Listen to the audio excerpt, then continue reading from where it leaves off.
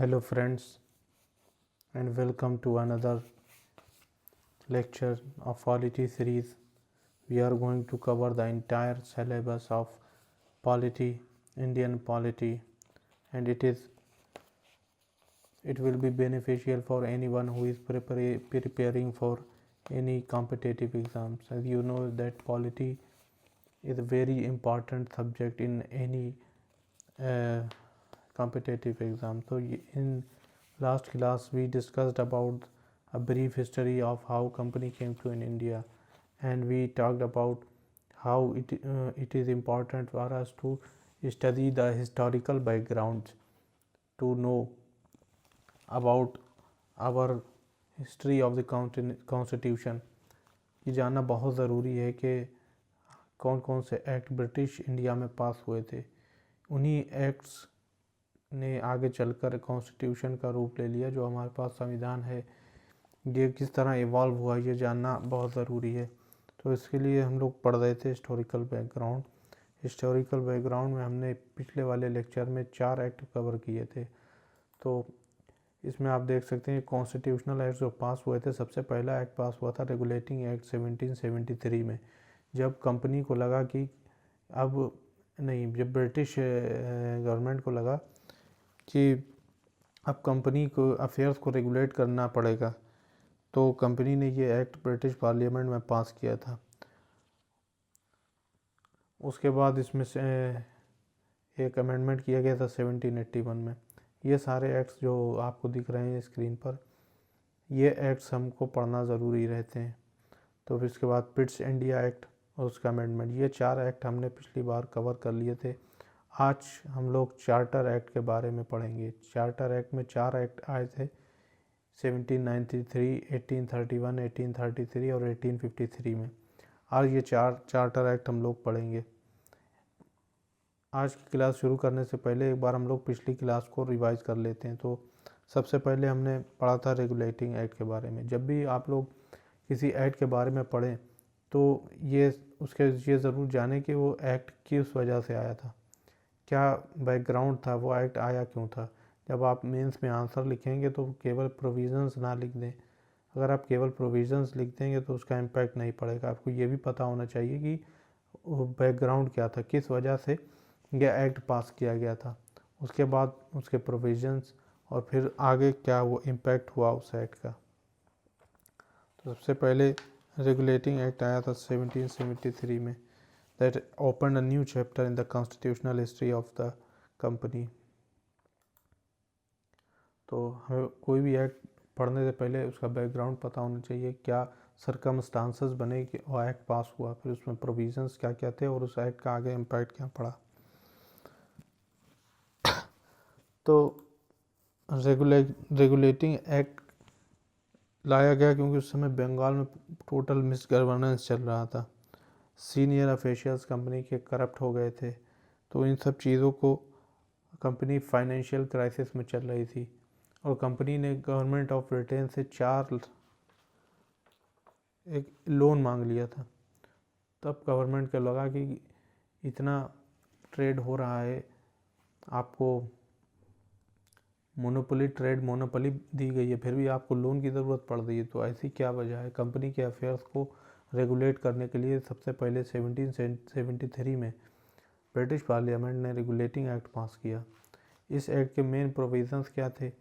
इस एक्ट में ये था कि governor of Bengal becomes governor general of Bengal. 3 presidencies थी, बॉम्बे प्रेसिडेंसी, बंगाल प्रेसिडेंसी और मद्रास प्रेसिडेंसी। तो गवर्नर ऑफ बंगाल को गवर्नर जनरल ऑफ बंगाल बना दिया और उसकी हेल्प के लिए एक एग्जीक्यूटिव काउंसिल फॉर्म कर दी जिसमें 4 मेंबर थे, और बंगाल एंड मद्रास के गवर्नर्स को सबऑर्डिनेट बना दिया। Warren Hastings was first governor general of Bengal. और इस एक्ट ने प्रोवाइड किया कि सुप्रीम कोर्ट के क्रिएशन किया जाए। पहला सुप्रीम कोर्ट कलकत्ता में, इसमें 1 चीफ जस्टिस और 3 अदर जजेस होंगे। और इस एक्ट में प्रोविज़न था कि कंपनी के ऑफिशियल्स को प्राइवेट ट्रेड नहीं कर सकते और नेटिव से प्रेजेंट या ब्राइब नहीं लेंगे। इसके अलावा कोर्ट ऑफ डायरेक्टर जो कंपनी की एडमिनिस्ट्रेटिव बॉडी थी, उसको ये कंपलसरी कर दिया कि अपने रेवेन्यू, सिविल और मिलिट्री अफेयर्स को रिपोर्ट करेंगे ब्रिटिश पार्लियामेंट को। तो ये प्रोविज़न्स थे रेगुलेटिंग एक्ट के। अब इसकी शॉर्टकमिंग क्या थी? इस रेगुलेटिंग एक्ट में गवर्नर जनरल को कोई वीटो पावर डिक्लेयर नहीं करी। मतलब कि जो गवर्नर जनरल की काउंसिल है, अगर वो कोई डिसीज़न ले लेती है तो गवर्नर जनरल के पास कोई वीटो पावर नहीं थी, वो उसको डिसीज़न को वीटो नहीं कर सकता था। सुप्रीम कोर्ट की पावर्स वेल डिफाइंड नहीं है इस एक्ट में। करप्शन को रोकने के लिए कोई ज़्यादा यहाँ पे मेजर्स नहीं लिए गए, और जो रिपोर्ट सेंड करने का प्रोविज़न आया था उसको स्टडी कैसे किया जाए, ये प्रोविज़न भी रेगुलेटिंग एक्ट में नहीं दिया गया था। तो इनकी खामियों को दूर करने के लिए फिर अमेंडमेंट किया गया। और क्या हुआ कि सुप्रीम कोर्ट और गवर्नर जनरल की supreme council got into a tussle. तो गवर्नर जनरल की काउंसिल ने सुप्रीम कोर्ट पर आरोप लगा दिए कि supreme court was indulge in some unlawful operations. इसी तरह के आरोप कुछ ज़मींदार और कंपनी के सर्वेंट ने भी लगाए। तो इन्हीं सभी चीज़ों को दूर करने के लिए सेटलमेंट एक्ट 1781 पास किया गया, जिसमें गवर्नर जनरल को काउंसिल और उसकी काउंसिल को सुप्रीम कोर्ट के जुरिसडिक्शन से अलग कर दिया गया। और दूसरा प्रोविज़न था कि जो लोकल्स हैं, हिंदूज़ एंड मुस्लिम हैं, उनको सुप्रीम कोर्ट के द्वारा उनके पर्सनल लॉज के अनुसार एडमिनिस्टर किया जाएगा। Hindu will be tried on the basis of their Muslim personal law and as well as Hindu also will be tried on the basis of their personal laws. अब जैसे आज होता है प्रोविंशियल कोर्ट में, आप कोई केस आपके विरुद्ध फैसला आ जाता है तो अपील करते हैं, हम लोग हाई कोर्ट में जाते हैं। हाई कोर्ट में कोई आ जाता है तो फिर हम सुप्रीम कोर्ट में जाते हैं। लेकिन इस एक्ट में ये था कि प्रोविंशियल कोर्ट्स के ख़िलाफ़ अगर अपील करना है तो आप सुप्रीम कोर्ट में नहीं जा सकते, आप काउंसिल में जाना पड़ेगा, सुप्रीम काउंसिल, गवर्नर जनरल की काउंसिल में। जीजी काउंसिल को एम्पावर किया इस एक्ट ने कि वो प्रोविंशियल के कोर्ट के लिए रेगुलेशंस बनाएगा, प्रोविंशियल कोर्ट्स कैसे रेगुलेट होगी। तो 4 चीज़ें हैं इस एक्ट ऑफ सेटलमेंट में, 4 मेन चीज़ें हैं। पहला, हिंदू मुस्लिम, अपील और रेगुलेशन। इस तरह से आप याद कर सकते हैं। उसके बाद पिट्स द यंगर ब्रिटेन के प्राइम मिनिस्टर बन जाते हैं, और इस एक्ट की कमियों को दूर करने के लिए पिट्स इंडिया एक्ट पास किया जाता है। अब इस एक्ट में पहली बार कंपनी के पॉलिटिकल और कमर्शियल फंक्शंस को अलग अलग कर दिया जाता है, और एक नई बॉडी बना दी जाती है जिसमें 6 मेंबर होंगे। इस बॉडी का नाम रखा गया बोर्ड ऑफ कंट्रोल। तो कंपनी में जो बॉडी पहले फंक्शन कर रही थी, कोर्ट ऑफ डायरेक्टर, उसमें कंपनी के ही शेयर होल्डर्स रहते थे। लेकिन अब एक नई बॉडी बना दी गई, बोर्ड ऑफ कंट्रोल। ये लोग रिप्रेजेंट करते थे क्राउन को, तो इसमें, या ब्रिटिश पार्लियामेंट को। अब इसमें 6 मेंबर्स थे। सेक्रेटरी ऑफ स्टेट जो बोर्ड का प्रेसिडेंट है, चांसलर ऑफ द एक्सचेकर और 4 प्रीवी काउंसिलियर्स। इस एक्ट ने पहली बार एक डुअल गवर्नमेंट सिस्टम को फॉर्म कर दिया। बोर्ड ऑफ कंट्रोल जो सिविल और मिलिट्री अफेयर्स को देखता था, और कोर्ट ऑफ डायरेक्टर जो कमर्शियल अफेयर्स को देखता था। इसके अलावा इस एक्ट में पहली बार कंपनी के द्वारा जो एक्वायर्ड टेरिटरी इंडिया में जो एक्वायर करी गई थी, उनको पहली बार ब्रिटिश पोजेशंस इन इंडिया कहा गया। इसके अलावा इस एक्ट ने ये मैंडेटरी कर दिया कि कंपनी के ऑफिशियल्स को ज्वाइनिंग के 2 महीने के अंदर अपनी प्रॉपर्टी को डिस्क्लोज करना पड़ेगा। इस एक्ट में गवर्नर जनरल को वीटो पावर दे दी गई, और उनकी काउंसिल को 4 की संख्या 4 से घटाकर 3 कर दी गई। लेकिन अब उनमें से एक व्यक्ति को कमांडर इन चीफ बना दिया गया। जो ब्रिटिश कंपनी जो आर्मी रखती थी इंडिया में, उसका कमांडर इन चीफ अब इन काउंसिल में से एक मेंबर को बनाया जाएगा। तो मेन पॉइंट है इसके कि पॉलिटिकल और कमर्शियल फंक्शंस को अलग कर दिया। सिस्टम ऑफ डुअल गवर्नमेंट ले आए। कंपनीज की टेरिटरी को पहली बार ब्रिटिश पोजीशन इन इंडिया कहा गया और काउंसिल की स्ट्रेंथ को 4 से 3 मेंबर तक रिड्यूस कर दिया गया, लेकिन उनमें से एक कमांडर इन चीफ होगा। इसके बाद अब लॉर्ड कॉर्नवालिस, जिन्होंने अमेरिका के इंडिपेंडेंस में अच्छा काम किया था, तो ब्रिटेन की गवर्नमेंट ने कहा कि आप इंडिया चले जाइए। कॉर्नवालिस ने अपनी 2 शर्तें रख दी। कहा कि मुझे आप कमांडर इन चीफ मुझे बनाइए, काउंसिल के मेंबर को नहीं। दूसरा, मुझको ओवरराइडिंग पावर चाहिए कि मैं काउंसिल के डिसीजन को ओवरराइड कर सकूं।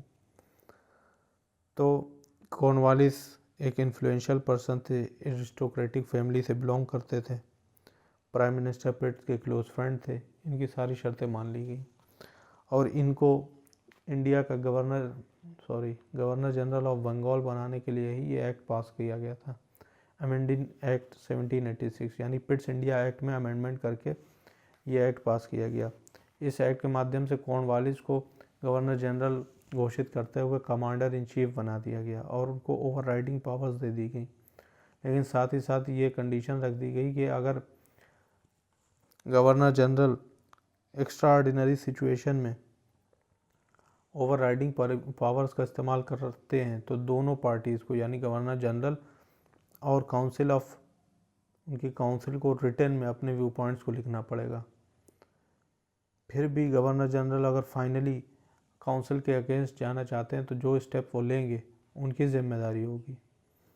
इसके अलावा अब कोर्ट ऑफ डायरेक्टर्स को ये पावर दे दी गई। इस पावर को उनके रिकॉग्नाइज किया गया कि governor general, commander in chief और काउंसिलियर्स के अपॉइंटमेंट में उनका भी रोल रहेगा। तो पहली बार ये पावर को रिकॉग्नाइज कर दिया गया। ये था अमेंडिंग एक्ट 1786। ये वाला हम लोग ने पहले वाले क्लास में पढ़ा था। ये 4 एक्ट हम लोगों ने आज रिवाइज कर लिए। अब शुरू होता है एरा ऑफ चार्टर एक्ट। तो चार्टर एक्ट है क्या? चार्टर एक रिटन इंस्ट्रूमेंट या कॉन्ट्रैक्ट को कहते हैं, एक ऐसा गारंटी ऑफ राइट्स या प्रिविलेजेस जो एक सुप्रीम पावर ऑफ स्टेट और कंट्री किसी को देती है, तो इसको चार्टर बोला जाता है। जैसे डीड कोई होती है तो इसको चार्टर कहते हैं। तो ये चार्टर एक्ट 4 पास हुए हैं, 1793, उसके बाद 1813, 1833 और 1853 में। 20-20 साल में ये चार्टर एक्ट पास हुए हैं। पहला चार्टर एक्ट आया था 1793 में। इसका मेन मकसद था कि कंपनी के चार्टर को 20 साल के लिए रिन्यू कर देना। 1773 के रेगुलेटिंग एक्ट में ये बता दिया गया था कि हर बार जो मोनोपोली ट्रेड की दी गई है इंडिया में, उसको हर 20 साल में रिन्यू एक चार्टर के माध्यम से किया जाएगा। तो 1773 से 20 साल हो गए 1793 में। कंपनी के चार्टर को रिन्यू करने के लिए ये एक्ट लाया गया था। इस एक्ट के माध्यम से कंपनी की मोनोपोली को इंडिया में कंटिन्यू रखा गया। जो कॉर्नवालिस को पावर दी गई थी पिछले एक्ट में ओवरराइडिंग पावर से, अब आने वाले सभी गवर्नर जनरल्स के लिए वो पावर्स एक्सटेंड कर दी गई। आगे जो कंपनी टेरिटरी इंडिया में एक्वायर करती है उसको क्राउन के बिहाफ में एक्वायर करेगी।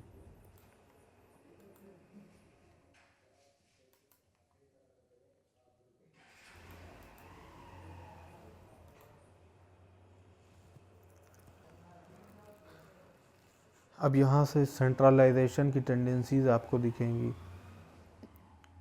गवर्नमेंट की फंक्शनिंग को सेंट्रलाइज यहाँ से किया जा रहा है।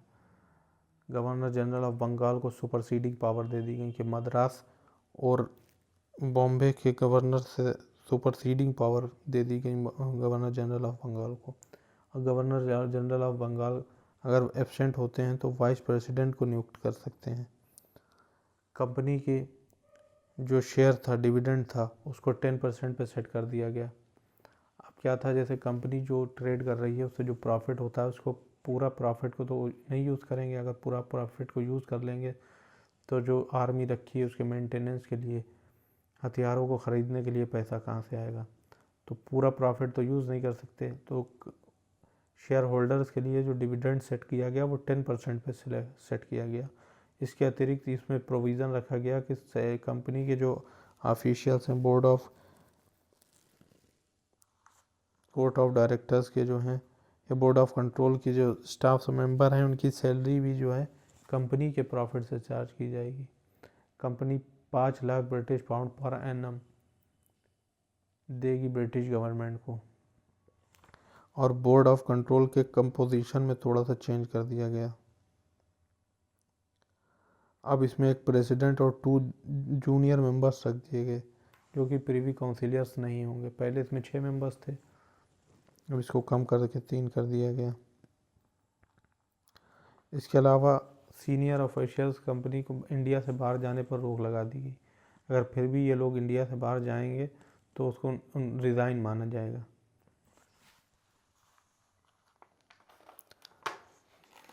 ये थे मेन प्रोविज़न चार्टर एक्ट के, 1793 चार्टर एक्ट के।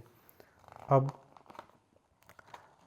क्या होता है, फ्रेंच रेवोल्यूशन का समय आ जाता है। फ्रेंच रेवोल्यूशन का समय आ जाता है तो नेपोलियन फ्रांस में आ जाते हैं। नेपोलियन को चाइल्ड ऑफ फ्रेंच रेवोल्यूशन कहा जाता है। तो उन्होंने एक सिस्टम निकाला, कॉन्टिनेंटल सिस्टम। उन्होंने कहा कि अगर आपको फ्रांस के साथ रहना है, फ्रांस से दुश्मनी नहीं करनी है, तो आप ब्रिटेन से, यूरोपियन कंट्रीज़ आप जो हैं ब्रिटेन से ट्रेड नहीं करेंगे।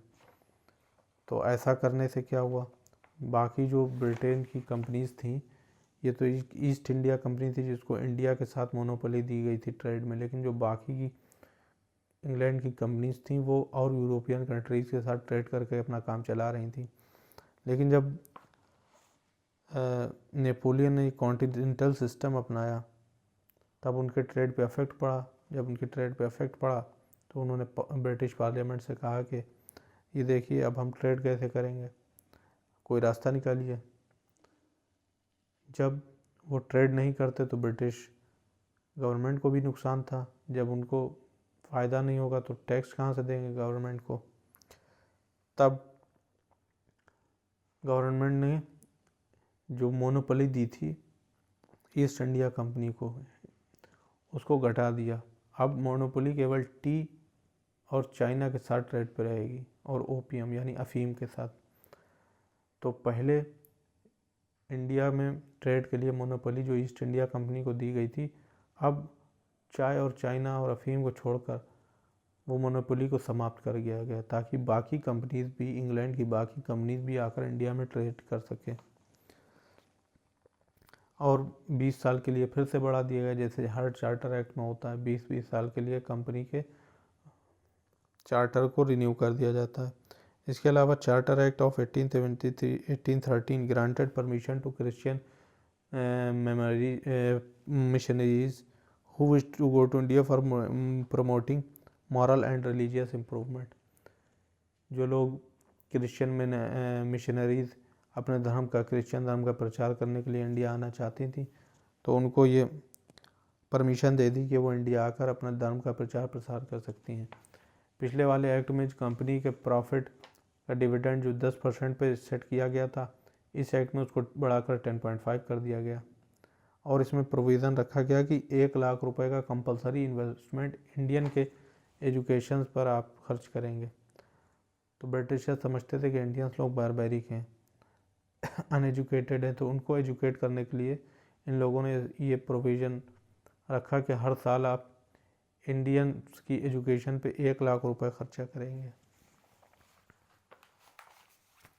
तो मेन पॉइंट्स याद कर लीजिए कि मोनोपोली को एंड कर दिया। जो मोनोपोली, ट्रेड मोनोपोली चली आ रही थी 1773 में भी उसको जारी रखा गया था, तो उसको अब फाइनली यहाँ पर लाकर ख़त्म कर दिया गया, सिवाय चाय और चाइना के साथ ट्रेड करने पर।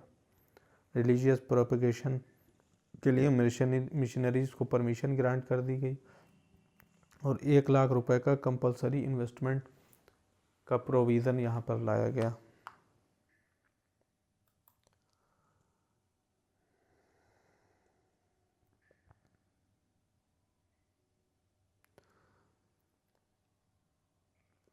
अब चार्टर एक्ट ऑफ 1833 ये एक इम्पॉर्टेंट एक्ट है क्योंकि यहाँ पर सेंट्रलाइजिंग टेंडेंसी जो 1793 में शुरू हुई थी, यहाँ पर पीक पर चली गई है। अब गवर्नर जनरल ऑफ बंगाल को चेंज करके गवर्नर ऑफ इंडिया कह दिया और उसको सिविल और मिलिट्री पावर्स भी ग्रांट कर दी। बॉम्बे और मद्रास प्रेसिडेंसीज की लेजिस्लेटिव पावर्स ले ली, यानी जैसे आज होता है कि स्टेट में अलग लेजिस्लेटिव असेंबली होती है और सेंटर में पार्लियामेंट लॉज बनाता है, यूपी में विधानसभा यूपी के लिए लॉ बनाती है, तो स्टेट और सेंट्रल लेवल दोनों के पास लेजिस्लेटिव पावर्स हैं। लेकिन इस एक्ट के माध्यम से क्या किया गया कि मद्रास और बॉम्बे की प्रेसिडेंसी से उनकी लेजिस्लेटिव पावर को छीन लिया गया। अब पूरे इंडिया के लिए लॉ अगर कोई बना सकता है तो गवर्नर जनरल ऑफ इंडिया, जो पहले गवर्नर जनरल ऑफ बंगाल थे, वो बनाएंगे और उन्हीं में सारी सिविल और मिलिट्री पावर्स ग्रांट कर दी गई। विलियम बेंटिक पहले governor general of Bengal, governor general of India बने। इसके अलावा इससे पहले जो रूल्स बनाए जाते थे, जो कानून बनाए जाते थे, उनको रेगुलेशंस कहा जाता था, लेकिन अब जो कानून बनाए जाएंगे उनको एक्ट्स कहा जाएगा। गवर्नर जनरल की काउंसिल के नाम को चेंज करके अब इंडिया काउंसिल कर दिया गया और गवर्नर जनरल की गवर्नमेंट को गवर्नमेंट ऑफ इंडिया कहा गया।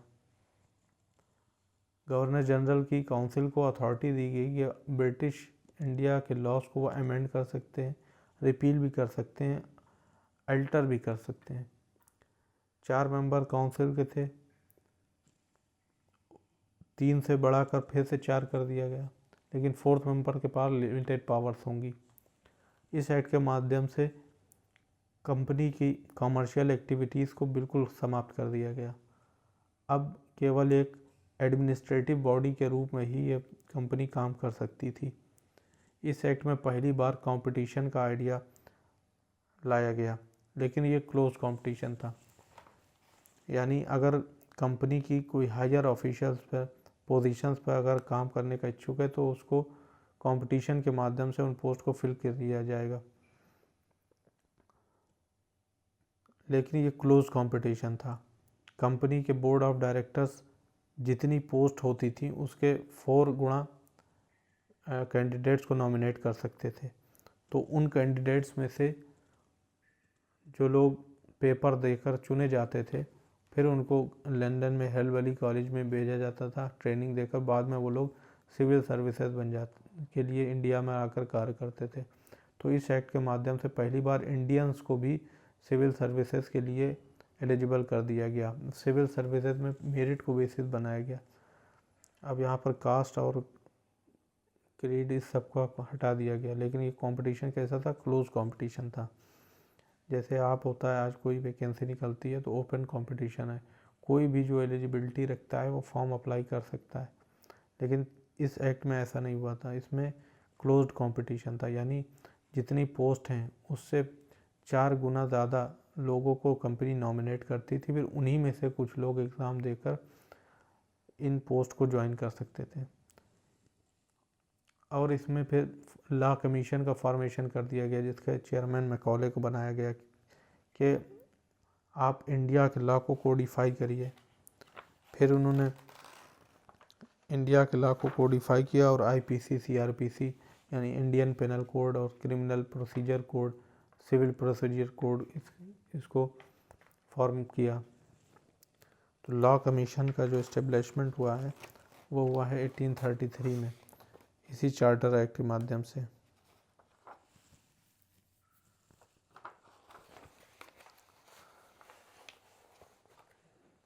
तो फर्स्ट लॉ कमीशन अपॉइंट किया गया 1834 में और उसके चेयरमैन थे लॉर्ड मैकॉले। इसके 3 और मेंबर थे जिनके नाम थे J.M. मैडीरा, G.W. एंडरसन और C.H. कैमरन। 1837 में मैकॉले कोड या ड्राफ्ट पेनल कोड गवर्नमेंट को सबमिट किया गया, यानी इंडियन पेनल कोड, और 1859 में सिविल प्रोसीजर कोड लाया गया।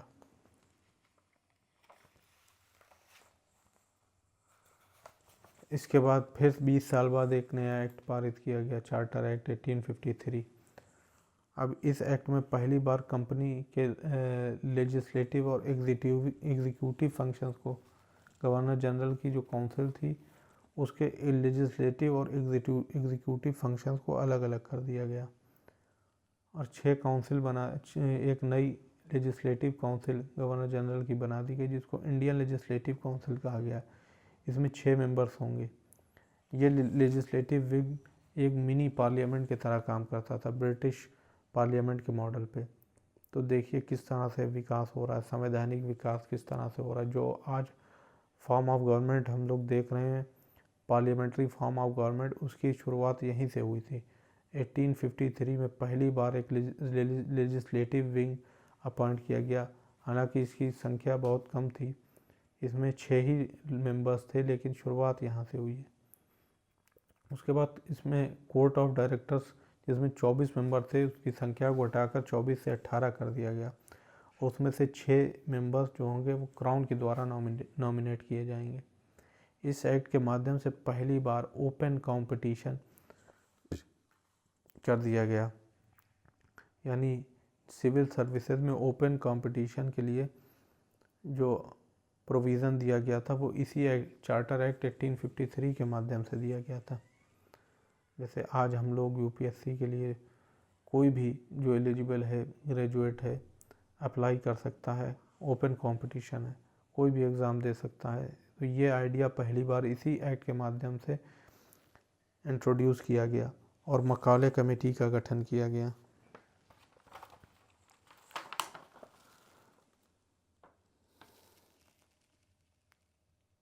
इसी एक्ट के माध्यम से law member became a full member of the Governor General's Executive Council. Also, it has provided the power to the British Crown to appoint a law commission in England to examine the drafts and reports of the Indian Law Commission. एक law commission Britain में स्थापित कर दिया गया, जो India में law commission है, वो जो ड्राफ्ट्स और रिपोर्ट्स बनाएगी उसको एग्जामाइन करने के लिए। तो आज हमने 4 चार्टर एक्ट के बारे में पढ़ा।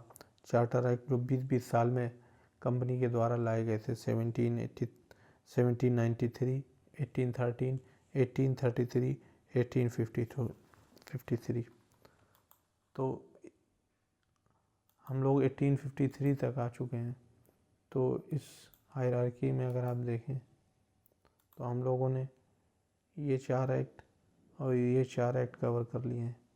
अब इसके बाद गवर्नमेंट ऑफ इंडिया एक्ट्स और काउंसिल्स एक्ट और एक इंडियन इंडिपेंडेंस एक्ट, ये एक्ट हम लोग आगे के लेक्चर्स में भी कवर करेंगे। तो अगर आपको पॉलिटी कवर करना है इस लेक्चर के माध्यम से तो चैनल को सब्सक्राइब कर लीजिए, लाइक को बटन को दबा दीजिए, नोटिफिकेशन बेल को ऑन कर दीजिए, ताकि जब भी नई वीडियो अपलोड हो तो आपके पास नोटिफिकेशन आ जाए। इस सीरीज़ के माध्यम से हम लोग पॉलिटी का इंटायर के सिलेबस को कवर करने की कोशिश करेंगे। So thanks for watching, see you in the next video.